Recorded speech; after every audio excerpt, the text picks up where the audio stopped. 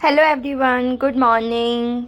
सब लोग बहुत अच्छे होंगे, सबकी पढ़ाई अच्छी चल रही होगी, ऐसा मैं उम्मीद करती हूँ और ऐसा होना भी चाहिए क्योंकि अब आपके पास टाइम नहीं है वेस्ट करने के लिए। और ये बात अपने आप से रोज़ बोला करो कि तुम टाइम ख़राब नहीं कर सकती हो, तुमको पढ़ना है। जितना भी टाइम मिले तुमको बस पढ़ना है।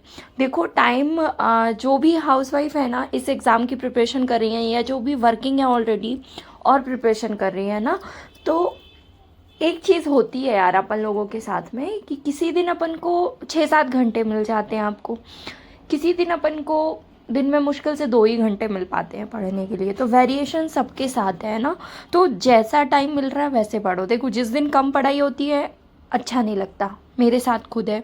किसी किसी दिन बहुत अच्छी पढ़ाई हो जाती है। अब देखो मेरा रूटीन पूछ रहे थे सब लोग, तो मैं रूटीन बताती हूँ आपको।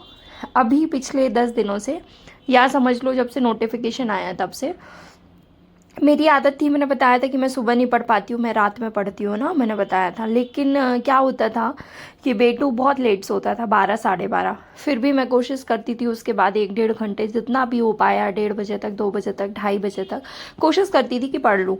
तो फिर सुबह मैं नहीं उठती थी, फिर 8 बजे उठती थी। लेकिन फिर क्या हो रहा है अभी, अब एग्ज़ाम पास आ रहा है ना, रात में क्या होता है बेटू को खेलने का मूड रहता है, उसके साथ खेलते कूदते अपन भी थक जाते हैं, दिन भर काम ये वो। तो फिर मैंने थोड़ा सा चेंज किया और एग्ज़ाम भी पास आ रहा है ना, रात में थकान के कारण थोड़ा सा मुझे ऐसा लग रहा था कि यार तबीयत भी वो हो रही थी ना ठंड के कारण, तो मैंने उसको चेंज कर दिया। अब मैं क्या कर रही हूँ पता है, अगर बेटू 11 साढ़े 11 सो गया तो मैं 1 घंटे पढ़ लेती हूँ, है ना। अब वो पढ़ाई रात की मेरी ये होती है कि या तो मैं एक लेक्चर देख लेती हूँ, लेक्चर किसका, पोषण का देख लेती हूँ, विनर्स का, या तो अपना तांडव का, है ना। ये रोज का नहीं होता है, किसी दिन कॉपी से पढ़ती हूँ, कभी देख लेती हूँ क्लास, है ना। ज़्यादातर मैंने अब एमसीक्यूज बंद कर दिया है, मतलब मैंने यूट्यूब से क्लास बंद कर दी है। जो भी पढ़ रही हूँ अपने नोट्स से ही पढ़ रही हूँ। तो 1 घंटे रात में पढ़ती हूँ मैं सोने के पहले। उसके बाद सुबह की बात करें तो सुबह कोशिश करती हूँ, अगर 6 बजे उठ गई तो फिर हो जाता है मेरा 1-1.5 घंटे का स्लॉट तो हो ही जाता है। अगर लेट हो जाता है सुबह तो फिर तो भी मैं कोशिश करती हूँ 1 घंटे निकाल लूँ, है ना। मतलब कभी 2 घंटे कभी 1 घंटे, जितना भी मिल पाया तो सुबह पढ़ लेती हूँ। तो एक सब्जेक्ट मैं सुबह कर लेती हूँ। और फिर उसके बाद किचन में मैं कॉपी हमेशा रखती हूँ। अभी जब से नोटिफिकेशन आया, पहले भी रखती थी अभी रख रही हूँ। तो क्या होता है, बेटू अगर किचन में बैठा है तो नहीं पढ़ पाती, लेकिन अगर वो किचन में नहीं है तो फिर थोड़ा सा पढ़ने मिल जाता है। तो देखो किचन के टाइम को ना मैं बहुत ऐसे काउंट नहीं करती कि उसको मैं पढ़ने में काउंट करती हूँ, बट हाँ अगर बेटू नहीं है तो कॉपी में नज़र रहती है, तो थोड़ा थोड़ा देखती रहती हूँ, या तो कॉपी से या फिर वही सेम रहता है कि यूट्यूब पे कुछ चालू कर लिया और सुनती रहती हूँ, है ना। तो कंफर्म नहीं रहता ये वाला, अगर कई बार हो जाती है तो बहुत अच्छी पढ़ाई भी हो जाती है ना। तो साइड में कॉपी हमेशा खुली रहती है मेरी। और किचन से फ्री होते तक काफ़ी टाइम हो जाता है यार, मतलब कई बार ऐसा रहता है कि सब लोग थोड़ा लेट खाना खा रहे हैं, तो कभी 11 बजे कभी 12 बजे, तो ऑलमोस्ट 12 साढ़े 12 हो जाता है। फिर उसके बाद बेटू को नहलाना, तैयार करना, फिर उसको सुलाना, मतलब पूरा टाइम ये वाला जो रहता है ना, इसमें भी समझ लो या तो यूट्यूब पे कुछ चल रहा है या तो कॉपी खुली है। अब लेकिन इसको काउंट करूँ कि नहीं करूँ, है ना। तो मतलब कॉपी पूरे टाइम ही खुली रहती है मेरी इस समय, तो हमेशा एक कॉपी किचन में, एक कॉपी बेडरूम में, पूरे टाइम खुली रहती है। उसके साथ खेलते कूदते कॉपी में नज़र रखती हूँ मैं। हालांकि वो बहुत अच्छे से तो नहीं पढ़ पाते अपन, लेकिन ठीक है, मतलब किसी किसी दिन टाइम नहीं मिलता ना, तो ऐसे भी थोड़ा बहुत तो हो जाता है। फिर उसको सुलाने के बाद मुझे मिलते हैं लगभग 2 घंटे। अगर बेटू अच्छे से सोया है तो कई बार 2 से ढाई घंटे भी मिल जाते हैं, है ना। तो ये हो जाता है मेरा। और उसके बाद जब वो शाम को उठता है सो करके, तो कभी कभी टीवी देखता है तो आधे घंटे 1 घंटे के लिए टीवी चालू कर देती हूँ, तो उसके बाद मैं पढ़ लेती हूँ।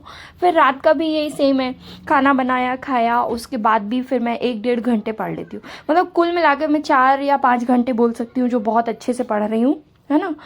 और ये वेरी करते हैं, कभी सिर्फ 3 घंटे मिलते हैं, कभी 4 घंटे मिल जाते हैं, डिपेंड करता है बच्चे के ऊपर पूरी तरह से।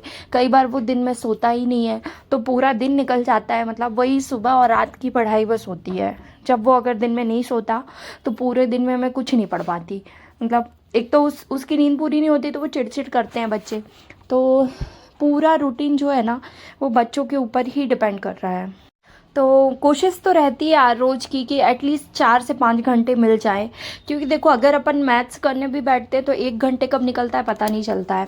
और थ्योरी भी पढ़ते हैं ना सेम, तो सबके साथ ये कहानी है, कितना भी फोकस्ड होके बैठो कुछ भी करो लेकिन आप कॉपी के पेज पलटते रहते हो, आप 1 घंटे में से 20 मिनट ख़राब करते हो कम से कम। ये मैं भी करती हूँ, आप भी करते हो, और पढ़ने वाला हर हर इंसान करता है, चाहे वो किसी भी एग्ज़ाम की प्रिपरेशन कर रहा हो। तो हो इस चीज़ का लोड मत लिया करो, मतलब अगर किसी दिन 2 घंटे पढ़ाई हुई है ना तो ठीक है, इट्स ओके, बट ये रहता है कि कोशिश किया करो कि एटलीस्ट 3-4 घंटे तो मिल जाने चाहिए। क्योंकि वही बात है, अगर आप 4 घंटे पढ़ते हो ना तो वो आउटपुट 2 घंटे का निकलता है, कभी कभी 1 घंटे का निकलता है, और किसी किसी दिन ऐसा रहता है कि 4 घंटे में 3 घंटे का आउटपुट मिल जाता है आपको। तो आउटपुट का मतलब सीधा सा है कि आपसे क्वेश्चन बन रहे हैं, आप क्वेश्चन को समझ पा रहे हो। आपको देखो क्या है, देखो हर संडे कोई ना कोई पीवाईक्यू के क्वेश्चन रिपीट होते हैं, आपने अगर नोटिस किया हो तो आपसे वो भी पूरे नहीं बनते हैं, सोचो। जबकि आप, मैं और महिला पर्यवेक्षक की तैयारी करने वाला हर इंसान जानता है कि पीवाईक्यू बहुत ज़रूरी है, सब ने पीवाईक्यू पढ़ रखे हैं, उसके बाद भी पीवाईक्यू का क्वेश्चन गलत होता है, मेरा भी होता है, आपका भी होता होगा, सबका होता होगा, किसी का किसी सेक्शन में, किसी का दूसरे पार्ट में। चीज़ें आसान नहीं है, पता है, बहुत मुश्किल है, मुझे भी बहुत दिक्कत होती है, कई बार बहुत अच्छा टाइम मिलता है, कई बार टाइम मिलता नहीं है, थोड़ा इरिटेशन भी होता है, कई बार पढ़ाई अच्छी होती है तो खुशी भी होती है कि चलो आज बहुत अच्छे से पढ़ाई हो गई। तो सारी चीज़ों को बैलेंस करते हुए बस पता है एक ही चीज़ रखना ना, कि गलती से भी किसी भी चीज़ को लेकर के ब्रेक मत लगाना यार, कुछ भी हो जाए ब्रेक मत लगाना, चाहे कुछ भी हो जाए, इवन घर पे कोई आया है, कहीं जाना है, सब कुछ छोड़ दो, सब कुछ छोड़ दो। मेरे घर से भी सब लोग कुंभ जा रहे हैं, मैं नहीं जा रही, क्योंकि आप ये सोचो कि आप सोचो अगर 1 दिन का है, 1 दिन का नहीं होता यार, आपको कहीं जाना है, जाने के 1 दिन पहले आपको तैयारी करनी पड़ती है, दूसरे दिन आप ट्रैवल करते हो, तीसरे दिन आप जब वापस आते हो आप थक जाते हो, उस दिन आप पढ़ते नहीं हो, उसके नेक्स्ट डे आपने आए हो तो आपको बैग अनपैक करना है, फिर आपको पेंडिंग काम देखने हैं अपने, और फिर आपको सेटल होने में वापस 1-2 दिन लग जाते हैं। तो 1 दिन का सिर्फ कहने के लिए होता है, 1 दिन का नहीं होता है। और ये बात मैं इसलिए बोल रही हूँ क्योंकि शायद अपने बीच में से कोई है जो जाने का सोच रहा है, तो गलती से भी मत सोचो, कोशिश करो अभी अवॉइड करने का, चाहे किसी की भी शादी हो। हाँ, अगर किसी के रियल भाई बहन की शादी है या ससुराल में आपके घर में ही किसी की शादी है तो अवॉइड तो नहीं कर सकते, लेकिन अगर चल सकता है तो कोशिश करो कि आपके बिना गए भी काम हो जाए, है ना। मतलब आपका अटेंड करना बहुत ज़रूरी नहीं है, और अगर है तो फिर एकदम ना, वो होता है ना कि मुंह दिखाने के लिए जा रहे हैं 1 घंटे के लिए, वो वाला काम करना। बिल्कुल भी ये मत सोचना, पता है, कि आपके इतने नंबर आ रहे हैं तो आपका हो जाएगा।